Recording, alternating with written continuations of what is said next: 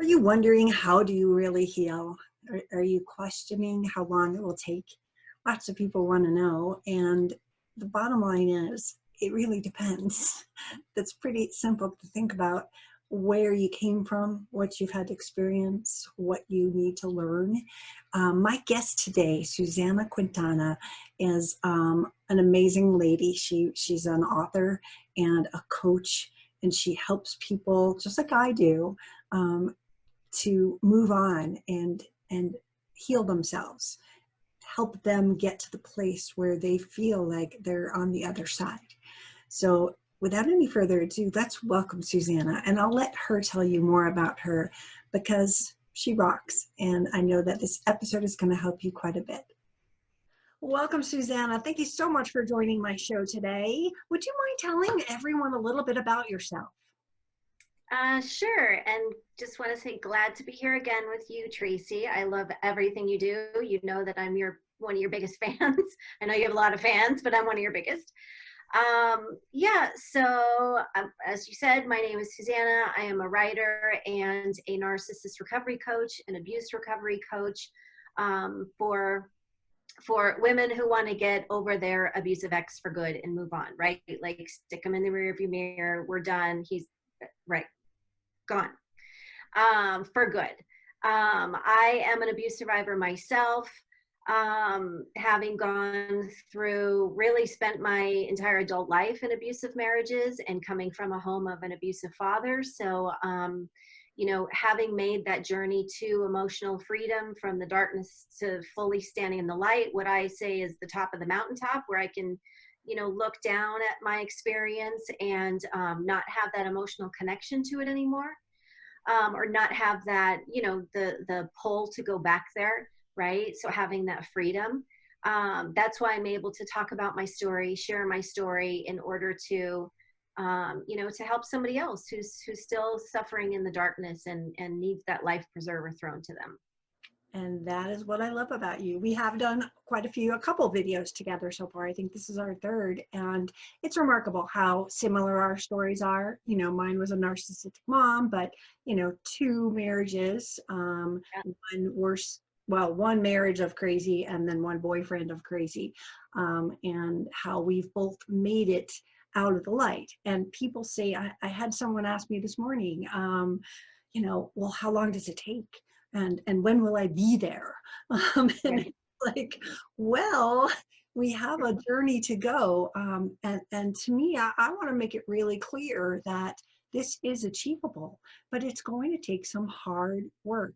It's going to take some looking inside. It's going to take some studying of things that perhaps, for me, as being raised by a narcissistic parent, I didn't have boundary skills. I was a people pleaser because they told me to be a good girl and do what everyone told me to do. And so I had to realize those hurt me. So tell me about some of the things that you had to hurdle and learn to get to the top of the mountain, so to speak. Yeah, so everything you can name as far as being a person who is a target for an abuser and a narcissist, that's me. Like, I was poster girl for, for attracting these types. Now, no, I take that back. I don't like to use the word attract, because if I say that I attract abusive people, that means that there's something inherently wrong with me. I don't buy into that. What I did do, though, and this is the part of recovery and healing that is so hard, because we really have to be honest with ourselves. Because what I did do when I looked back, starting from the minute I left my father's house at the age of 18, was that I had all these open doors for abusive personalities to walk in, right? All open doors, such as, having no boundaries. I didn't even know what a boundary was. Except, like, I knew that was like a state line. Like, when you crossed over to California, it's like, oh, there's a state boundary, right? Like, I knew that kind of boundary, but I didn't know anything about, I had no self-worth. I had no self-esteem. I was completely emotionally insecure about myself, having come from being, having one parent, having a father who who validated over time as I was growing up that I wasn't worthy and I didn't have anything worthwhile to say, right? Or to contribute, that I should just kind of go smile in the corner and just be quiet. And if I did speak, I needed to say something nice, particularly about him, right? So I learned from a young age that, oh, if I want men to like me, I need to be quiet, I need to be good, and I need to say nice things to them. Because if I am mean, which that's how we're raised, like all women are raised, right? It's either you're nice or you're mean, right? Instead of all this world of emotion in between. But anyway, so I was raised to, to not have any value. And and boundaries are inherently dependent on self-worth, right? So lacking those, that's what I mean by having open doors for, anybody and their brother to walk in and use me, abuse me, take advantage of me. I mean, I was just like, on the ladder of roadkill. I was like down near the bottom where the bunnies and the mice are. I like to equate it with when people say that they were a narc magnet or an abuser magnet. It breaks my heart because that's, again, bringing it to them, that they somehow attracted that. And in my opinion, it's our story of what we've been through before that makes us vulnerable. The fact that we didn't have parents that taught us the things that we needed to know, the fact that we didn't have boundaries, which also means, to everyone who doesn't understand boundaries like we didn't in the beginning, it means you don't know how to say no. Right? Yeah. You're afraid to say no because if you did when you were younger, you were a bad girl or something happened with your parents. So, boundaries are the ability to go, no, I don't feel like doing that.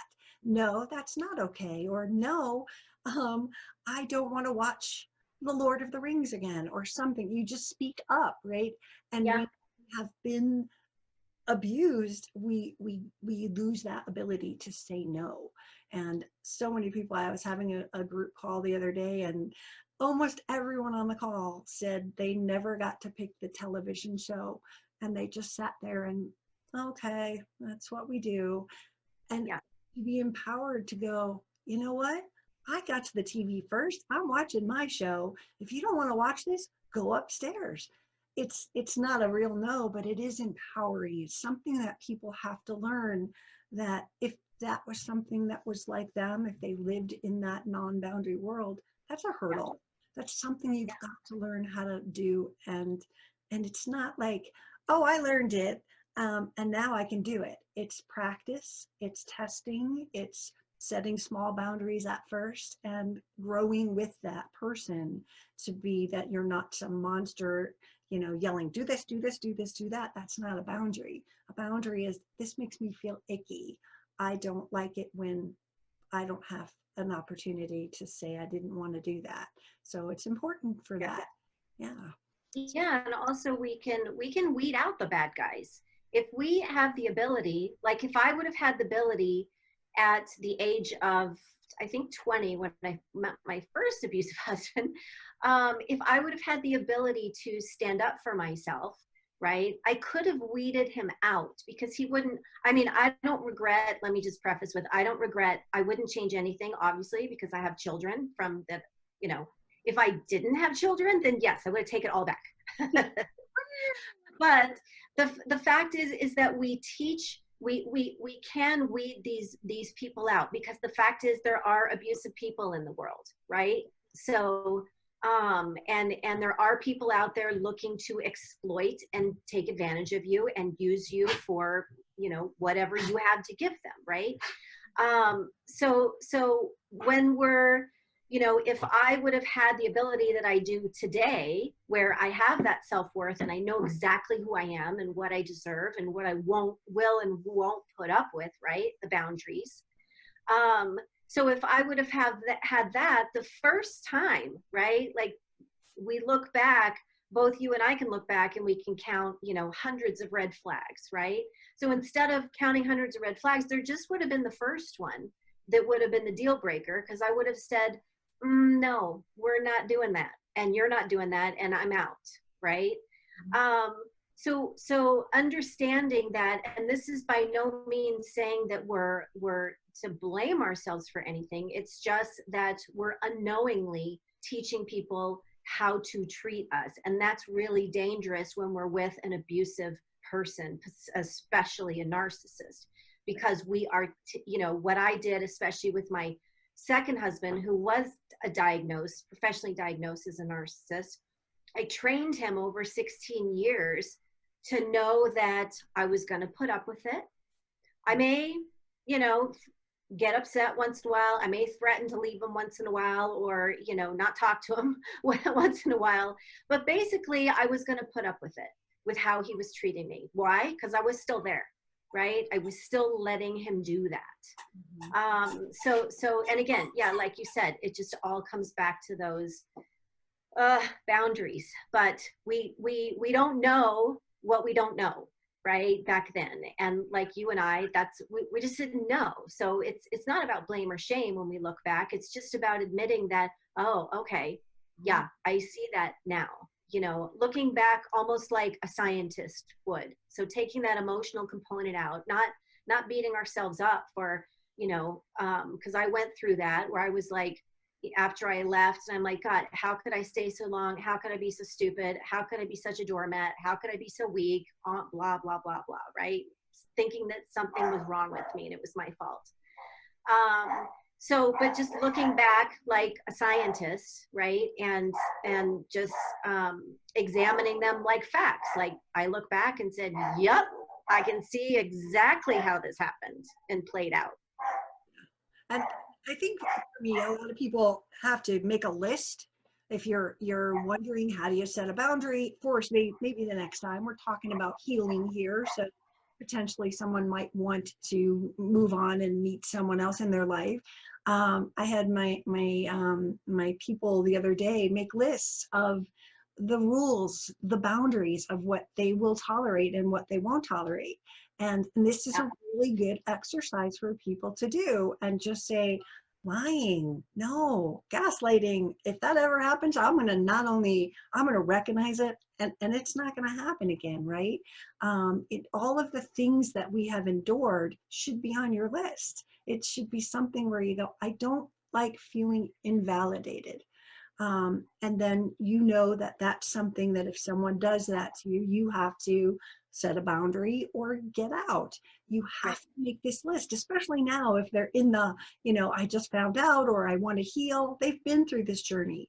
They have these things, but if they don't write it out specifically for themselves and go, yeah, oh, I hated that, and as that list starts to grow, you're putting together the mold of somebody that you want that's going to be healthy in your life, someone that communicates, someone that makes you feel validated. Those are the things that you want to go forward in your life. And that's how you set a boundary. And if you don't make that list, everybody, this is an important part of the journey. So I highly suggest that you start off with something like that. What other things, Suzanna, have you had to learn? We started with boundaries. What other things did you have to learn to get to the top where you are, as far as healed and awakened? Yeah. Well, I guess the biggest thing is just taking, I'm going to use a writer's cliche because I'm a writer, but taking the pen back into my hand. And narrating my own life instead of letting others write it for me, especially when we're with narcissists. Talk about the whole smear campaign, right? Narcissists are notorious for writing your story for you, especially when it comes to other people. So that was key when I was healing, is to take my power back, or not even take it back, right? Like we had the power all along, like Dorothy. We just don't realize it, right? I mean, I know it's, a big cliche, but it's so true. We do have the power, but a narcissist and an abuser they purposely make you believe that you don't have any, right? So that you'll continue to enable their abuse.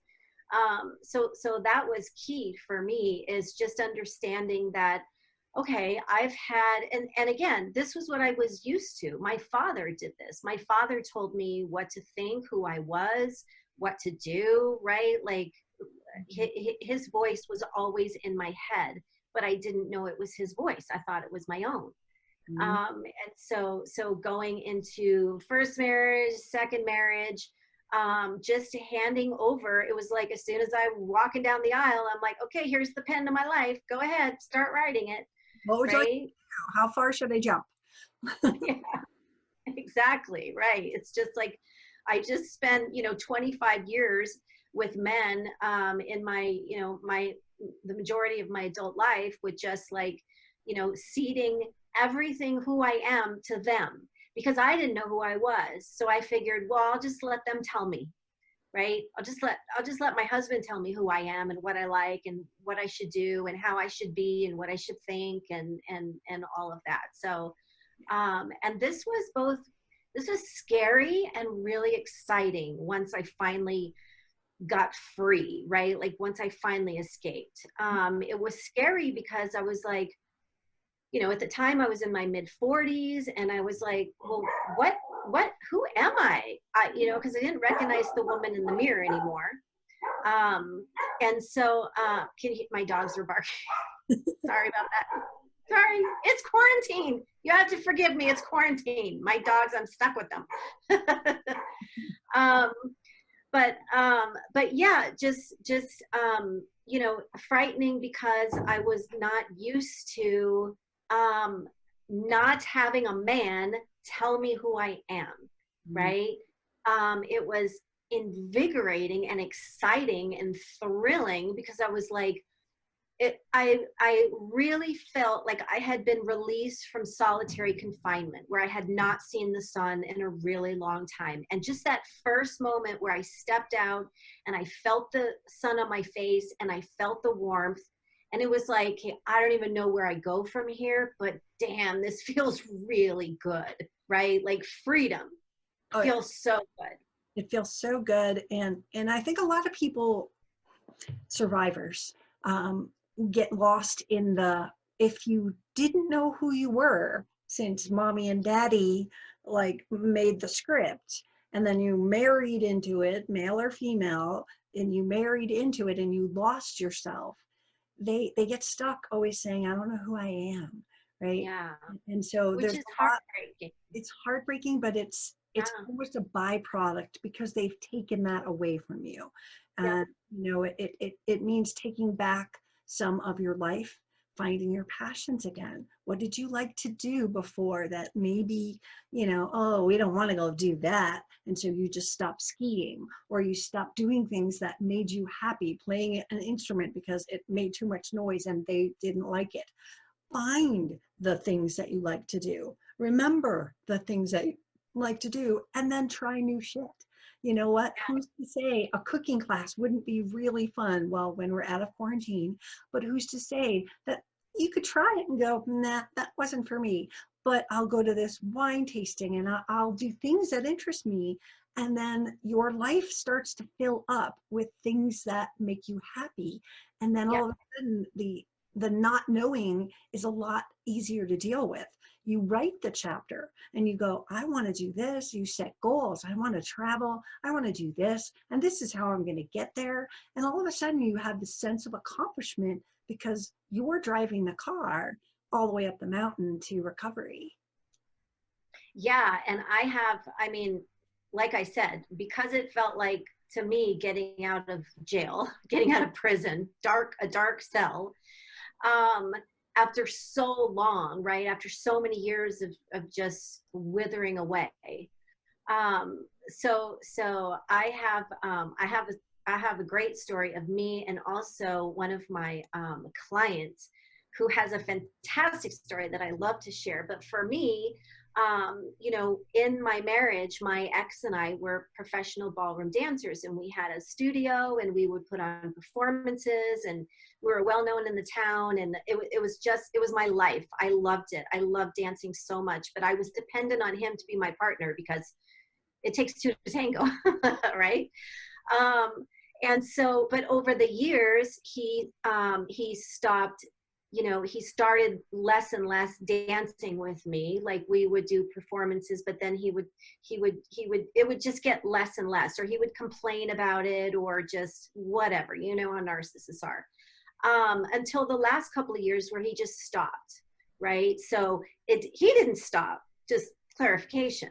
So the last couple of years, I started self-isolating. I stayed home a lot just because I was sick a lot of the time, because emotional abuse takes a physical toll, right, on your health. So I just stayed home a lot. I stopped socializing a lot. I didn't go out with him together as a couple very much anymore, because it was just too hard to put on the face. And I'm a terrible liar. Like, you can see it on my face. I wish I had $1 for everybody told me, you know, how sad I looked all the time. And I had deep, dark circles under my eyes because I wasn't sleeping. And so anyway, then I also didn't have the dancing anymore, which had been my life for, you know, over a decade, and was the food of my life. Like, that was my heaven on earth. Mm-hmm. So one of the first things that I did was I went, and I don't even know if I had filed for divorce yet. Like, this is pretty fresh out, right? Like, I was like again, when you just get out of solitary confinement, you're a little crazy. You go a little nuts, right? So here's what I did. So I came back to my home state of Arizona, just outside of Phoenix, so to the big city, because I was living in a very, very small town. And so one night, I went out, like, because I was living with my mom, so she was watching my kids for me, but they were already asleep because it was probably like 10 or 11 o'clock at night. I put on the tightest little dress that I had, and I went to the salsa club that I knew. Now, this by myself. Like, I didn't go with a friend. I walked into a salsa club, a jam-packed salsa club, where, let me just say, this particular salsa club was a very traditional salsa club. So I was one of the few white people there, definitely one of the few white blonde girls there. So I stood out like a sore thumb when I walked in. And let me tell you, I did not stop dancing until 3 o'clock in the morning, right? Mm-hmm. Best night of my freedom life. Like, oh my God. And then my client, she had been in a physically, emotionally abusive relationship, in a horrible divorce custody battle that I was coaching her through. She got to a place where she, you know, long story short, she came from just the depths of hell with this guy, right? Who was like stalking her and following her and still abusing her every chance he could get, right? To the point where she took back that control. I coached her through the divorce process. She got full custody of her kids. And come January 1st, 2020, you know what she did to celebrate her new life, to start 2020? This was when we didn't know there was a quarantine coming, a pandemic coming.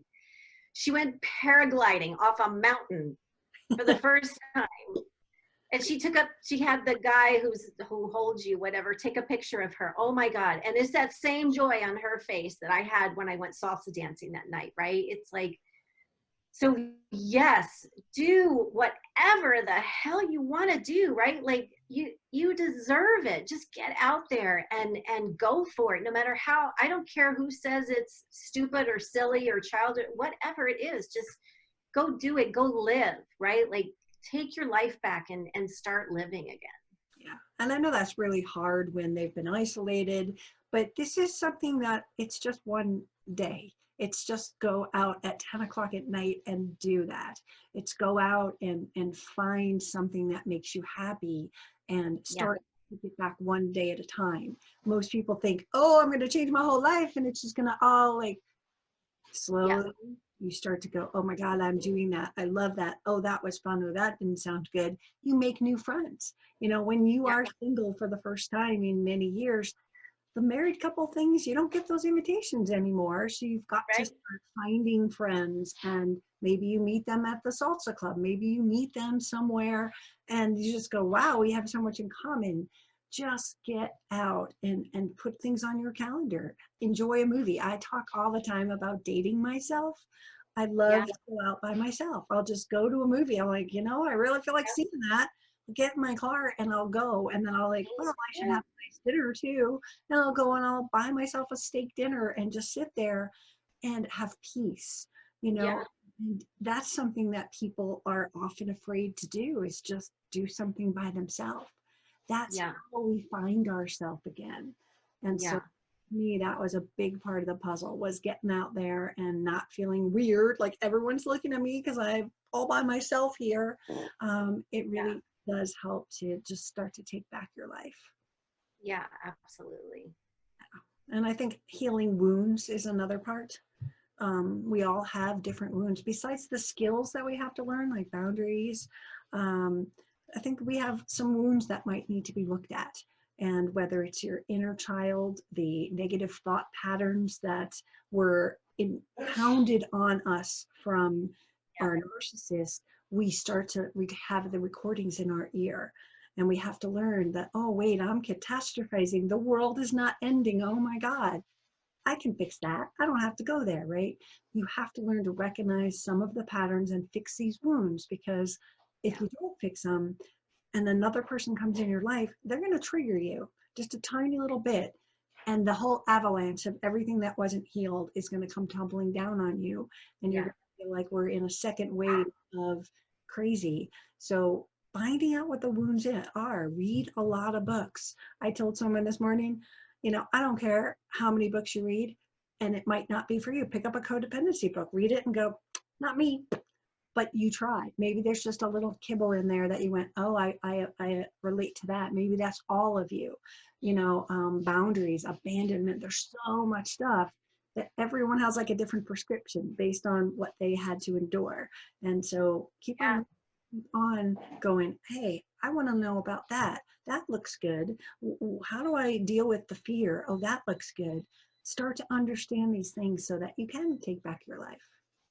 Yeah, absolutely. I mean, that is what you said as far as, I mean, look at my bookshelf, right? This is like, yeah, yours too. That is a key to your, to our empowerment and success. Because I am a firm believer that you cannot fix the problem if you can't name the problem. So that was why, when I was in those relationships, and you hear this a lot of times with victims of emotional abuse, is that we have no idea. We have no idea what's happening, right? I didn't even know what a narcissist was. I heard the term. I thought, oh, somebody who looks in the mirror a lot and really likes themselves, I guess. I didn't even know that. So yeah, educating yourself. That is definitely what brought me to the place I am today, is just reading, learning, hearing other people who are, because we're all on the same road, but we're all at different points of it, right? So I would find those people who are already, like where I am today, way farther ahead on the path, who had already been where I had been, right?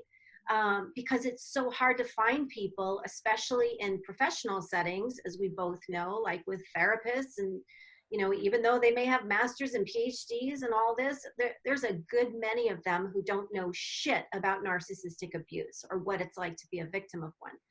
So finding people who get you, right, and just empowering yourself through that knowledge, because once you we all have that moment on our journey where we like hear the word projection for the first time, or we hear the word gaslighting for the first time, and or love bombing, and we read the definition and we're like, oh, holy shit, that's me, right? Or we hear somebody else telling their story of being with a narcissist, we're like, oh my God, you're telling my story, right? That's really empowering, because we recognize that we're not alone.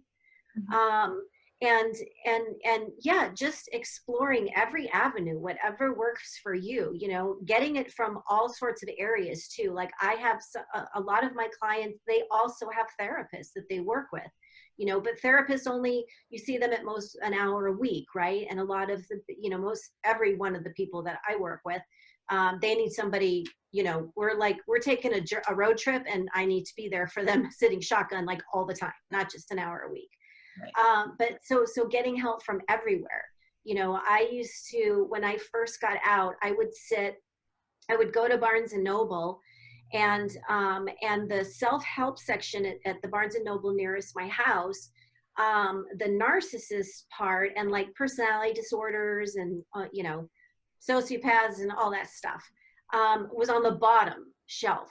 So I would sit there, and I never wanted to sit on the floor because I didn't want to like commit. So I would just crouch down in my knees for like an hour, just like scouring through, just like, because I would think, oh, maybe I should buy this book. But then I would start reading. I'm like, oh my God, oh my God, oh my God, right? Like that's my story. I know, oh my God. To the point where then I couldn't stand up because my knees had gone numb, right? So yeah, just like you said, just search, find those who get you, who can help you, who you know, who are on the same road as you, just further along. Yeah. And to me, there was a lot that I needed to fill my spiritual like cup with. I needed to understand spirituality. For me, I've never been to church in my life, and now that's a part of me, and that gives me some grounding that I never experienced because, of course, parents didn't want to do that because then I would have been grounded. And so finding something like that was helpful. You know, just finding like the light and listening to positive things, TED Talks and Brene Brown and courage and, you know, things that you go, why would I listen to a video on courage? Well, you know what? The next time you're afraid of something, you'll think of that video on courage and you'll be like, 10 seconds of courage, 10 seconds of courage. And there's a TED Talk that I'm talking specifically about that I love about courage. And Yeah. it's about 10 seconds. And I was just on vacation about a month ago, and I am perpetually the last person in the pool, the last person to walk into, I don't care if it's the Caribbean and it looks really nice, I am walking like this. And the friend I was with, we were going on a snorkeling trip, and she was always the first one off the boat. So I'm like, and then there's 25 people behind me, and I'm like second, and I'm just like, 10 seconds of courage, 10 seconds of courage. And I jumped off the boat. But had that recording not been in my head, I would have let everybody pass me. And I would have sat there going, well, what if it's cold? And all of my normal recordings. And then I jump in and I'm like, this is beautiful. That's why we listen to something like a courage video. It's why we listen to something about fear, so that when we get fearful, we go, I now know something I didn't know before. And that's how we move on. Yeah. And we feel, and we get to the top of the mountain. So. Yeah, and just finding those places of light that feel good, you know, because when we feel bad for so long, sometimes it's just a matter of, you know, stopping yourself in the moment and saying, hey, does this feel good? You could do that with people too. You know, I learned how, now I'm a Zen master at it. I learned how to do that with people, where even friends or so-called friends that I thought were friends, just people that I would start asking myself, you know, after I left their presence, did I feel good about myself? Right? Did I walk away feeling better? Was I excited to see them again? Check. That's a person I want to hang out with, right? I want to have more in my life. If I leave a person and I'm like, well, now I feel like shit, or now I'm depressed, or did he say that? Did she mean that? Was that an insult? Was that a compliment? You know, it's like, check. No, I've had enough of that. I don't, you know, that's not light for me. And speaking of spirituality, actually, I started, after I escaped, I started all sorts of new stuff besides the salsa dancing. But I started attending, and I was just like you. I had never gone to church. I'm not religious, and there's not a bone in my body that's religious. But I started attending a Buddhist temple where I learned meditation. This saved my soul, right? Is learning how to meditate, learning the process of non-attachment, right? Which is what emotional freedom is when we don't have that emotional attachment anymore to our past and what happened to us. Learning meditation for me was a fantastic skill because I can use it everywhere. Just like you were saying about the 10 seconds, it's like you can use it in so many situations, right? Where you just like, and all of these skills, like you were saying, all this is a way of using our power, right? So like the 10 seconds you were talking about, that you are holding on to you're claiming your power, and it's all you're present of mind, you're fully in your body, you know what I mean? And that's how powerful those moments are. So yeah, following the light. If you are unsure of whether you either want to do something, don't want to do something, or this person comes into your life, just if you can't figure it out logically, then just go back on the feeling of, like I said, of the light. Like, how do I feel around this person? Do I feel good? Do I feel bad? Like, it could be as simple as a elementary school book, right? Like a Dr. Seuss book, like good, bad, goodbye, good, I want more of. There's so much that people can do, and I would love for you to tell. I know that you've got a book out, and I could find it on the top shelf, but I knew you'd have it here. So tell us about your book and how people can reach out, find you. I know that you're a writer, so you've got a lot of great blogs and a lot of helpful information. So just share with my peeps here how they can find you. Yeah, well, definitely the best way is on my website, SuzannaQuintana.com, and I know you'll put that link up. On my website, you can get a free copy of the ebook, and I'll talk about the book in a second. I also have links to, it's now out on audiobook. It'll be out in print. You can pre-order it in print. That's also on my website. More of my stories on my website. What I've published is on my website. My link to Medium, which is where I write extensively about healing, recovery, narcissistic abuse, yada, yada, yada, like everything, right, about that world. So definitely go to my website. You can always shoot me an email at support@SuzannaQuintana.com if you want to reach me directly, but you can also do that from my website. My book, it's called You're Still That Girl, Get Over Your Abusive Ex for Good. And the reason that I titled it that is because my own healing and recovery journey to where I am, to get me to where I am today, was dependent on me getting in touch with the girl I used to be before all the abuse started, right?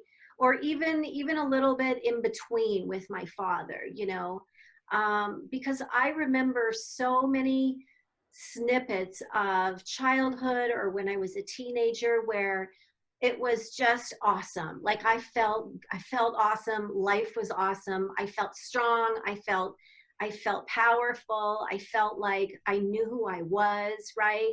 Some of those memories are even when I was really young, like being I don't know, it was probably 5, 6, 7. And I remember I was like, I would win every potato sack race in the neighborhood against all the boys. Like I could outrun them, I could outswing them, I could out potato sack race them, because I had no conception yet of, nobody had told me yet that being a girl was bad.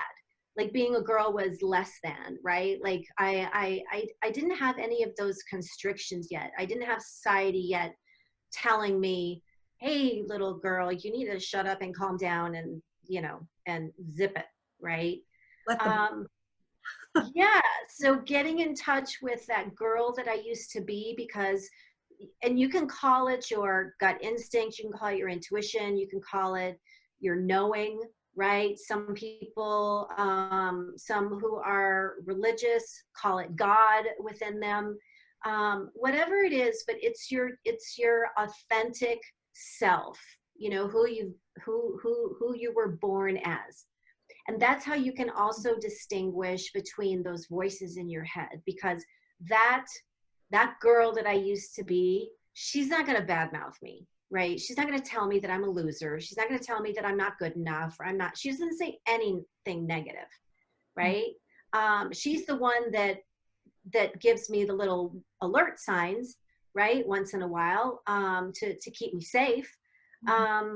But she's the one that I needed to constantly check in with, because I had lost, again, we lose with narcissists, we disappear, right? We lose who we are. So the book is just how to go from that darkness to the light, to emotional freedom, by checking in with your gut, checking in with, you know, your true self, whatever you want to call it. And letting her, you know, letting her lead the way. Thank you so much for joining me today and talking about healing and finding the light. And I know a lot of people will reach out to you, but I want to say thank you so much for joining me. Thank you, Tracy. I love being with you. I do. I love it. It was fun when we were there last summer doing that little conference. That was when we got to actually meet. That was cool. Yep. All right. Well, we will meet again, my friend, one day when the world opens back up. So thank you so much. Okay. Thanks, Tracy. Wasn't that great? I told you you would love her. She's so smart. And, you know, our journeys have been so similar and almost on the same trajectory with our histories and with our moving forward. So I want to thank Suzanna for joining us today. And I encourage you, if you are just learning about narcissistic abuse, or you're you want to know, how do I heal? I've known about them. I know my smear campaigns. I know all my gaslighting things, but what do I do now? If you're looking for that kind of information, visit my website, narcissistabusesupport.com. We've got lots of answers, lots of free resources, and I'm going to tell you how to get there. So this is Tracy Malone. Thank you so much for joining me, and have a great day.